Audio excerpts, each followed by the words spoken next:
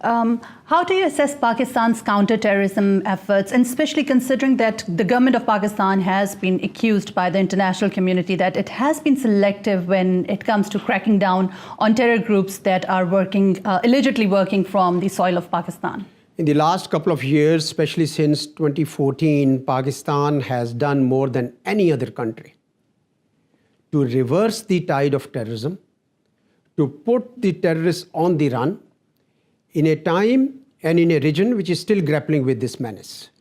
And we are very pleased about it.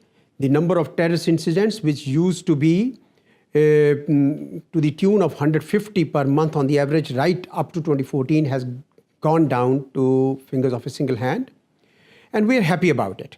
It has taken us, of course, huge cost, over 6,000 soldiers, 17,000 injured, 23,000 civilians, $123 billion worth of economic losses. But we are happy that every inch of tribal areas which was infested by these militants today has been secured. I don't think any other country has put in and shown that kind of record. As for allegations, we don't think those allegations are correct.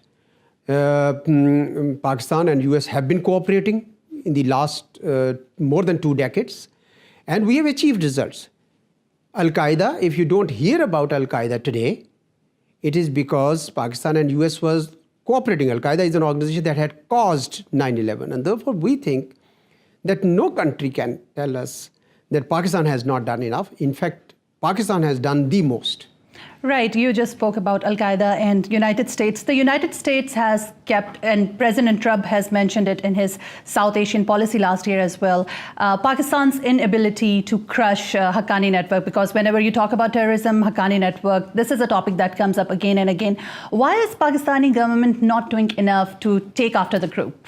Well, Pakistan is squeezing space on Haqqanis and Taliban. Our message to them is very clear. You are Afghans, you should give up violence and go to Afghanistan and join the political mainstream. That's our message, and we will continue to do that. But to hold Pakistan responsible for lack of success in Afghanistan is not a fair treatment.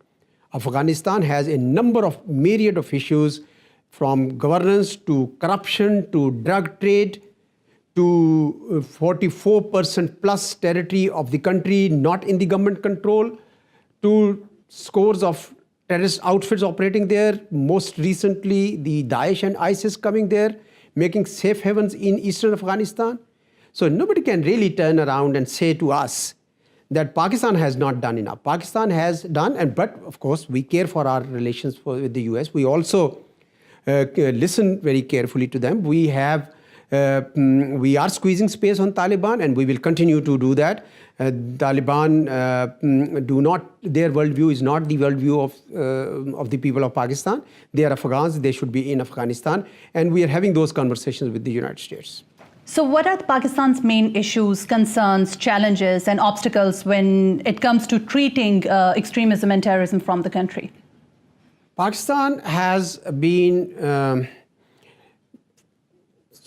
engaged in a serious fight for the last 2 decades, but this problem goes back even further. It is a legacy of Afghan jihad. 40 years ago, when Soviets came into Afghanistan, this concept was brewed. And after Soviets left, Americans left, these people stayed back. They were hard-earned, battle-hardened militants. And once the Tora Bora was bombed after 9/11, most of them trickled towards Pakistan. And when Pakistan sided with the US-led coalition, we became their target, and they started attacking us left, right, and center. Until the people of Pakistan said, enough is enough. Violence and terrorism under any pretext is not acceptable. That's where our military forces moved into our tribal areas, especially in North Waziristan, where these people had created their hideouts, safe havens, IED factories, training camps, whatever else.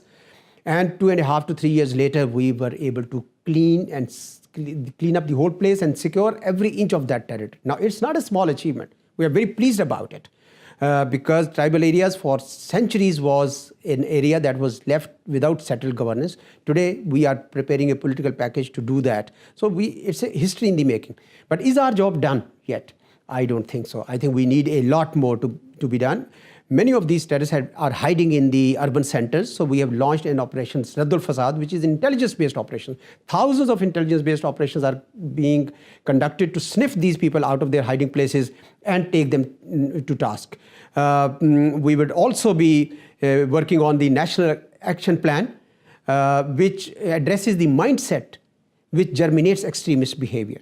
So we are still working on it. This is our major challenge. Of course, with the better law and order, our economy has improved and investments have poured in. So that is another major area, but we also need to work on that, I believe. The third area, I would say, it would be the youth bulge in Pakistan. That's another area where we need to be, 60% of our population is below the age of 30. So if we train them well, and I believe this will be a great resource for Pakistan.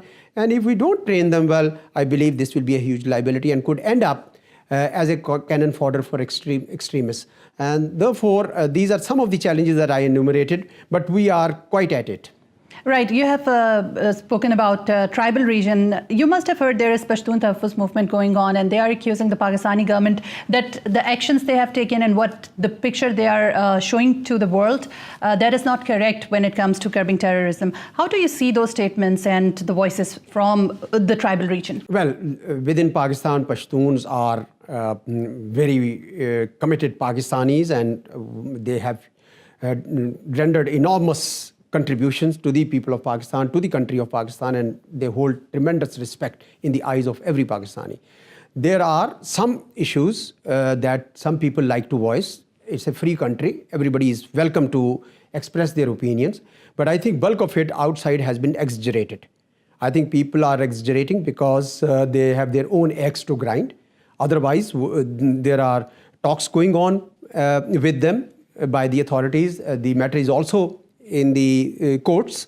So I think normal solutions are being found to address all their concerns. Okay. Afghan Taliban, they have leadership councils in cities like Quetta and Peshawar in Pakistan, and it is still widely believed that Pakistan has influence over the group. So why is your government not using the influence and asking them to, give up violence and to be a part of the peace process? It is a myth to say that there are any shuras in Pakistan, Karachi Shura, Quetta Shura, all these things. We have said time and again that there are no safe havens in Pakistan left. 44% of territory in Afghanistan is available according to US reports, and 70% according to BBC report is available to militants of that huge country.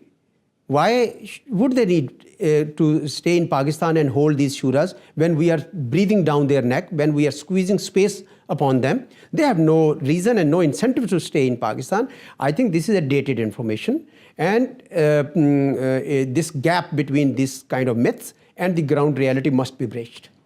We have seen a new trend in the past 1 year or so in Pakistan. There are many militant and hardcore religious groups. They are paving their way into the political sphere in Pakistan. Labbaik Ya Rasool and Milli Muslim League is an example. How do you see the emergence of these militant turned political parties? And do you think they should be allowed to contest in the upcoming elections in Pakistan? Well, the Election Commission of Pakistan is seized of the matter. Last time when this party tried to seek a symbol or something, I think the Election Commission did not allow. There are certain laws and rules which have to be followed. And I believe the grain of Pakistani politics has always been a moderate version of thinking on all issues, including on Islamic issues. We believe that Islam is a religion of peace. Islam teaches love and care and understanding and harmony. So I don't think there is any place for any extremist mindset in Pakistan. Another question would be, whenever we talk about Pakistan and terrorism, there are some international, globally recognized terrorists, such as Hafiz Saeed, who are living like a free life in Pakistan, and United States and the international community has criticized Pakistan on that. What actions your government is taking, to hold him accountable, because he's him and other terror groups and individuals?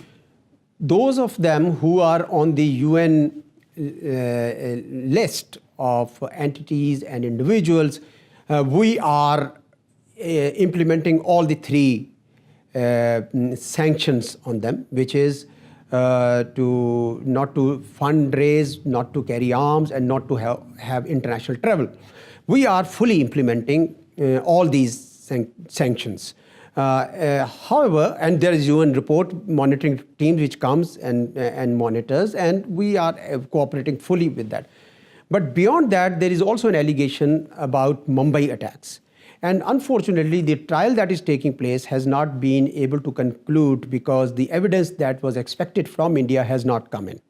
So we have tried several times. In 2012, I think the first Judicial Commission went, but even then they could not interrogate the prosecution witnesses, except 2. And then a year later they went again.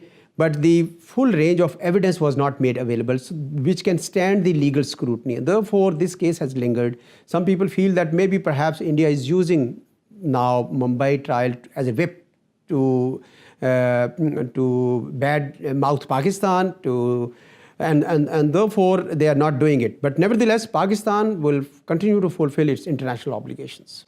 Pakistan is going to be added to FATF's grey list next month because it has not taken sufficient steps for terror financing. How Pakistan is now dealing with the issue, is to make sure that it is going to deal with the money laundering of terror groups? Well, money laundering, we had adopted a legislation and it has been appreciated many times. We are working on freezing the accounts of all terrorist groups, State Bank of Pakistan, all the banks, everybody. We are also curtailing or checking all other channels to raise funds, such as selling hides on the eve of Eid al-Adha, and every other step. And I think we have done a lot and we are working well. But my fear is that Financial Action Task Force is now being used politically to build up pressure on Pakistan. So we do not think that this kind of political manipulation of this institution to build pressure on Pakistan is justified. Mr. Ambassador, thank you so much for taking out time for Extremism Watch Desk. Thank you very much for having me with you.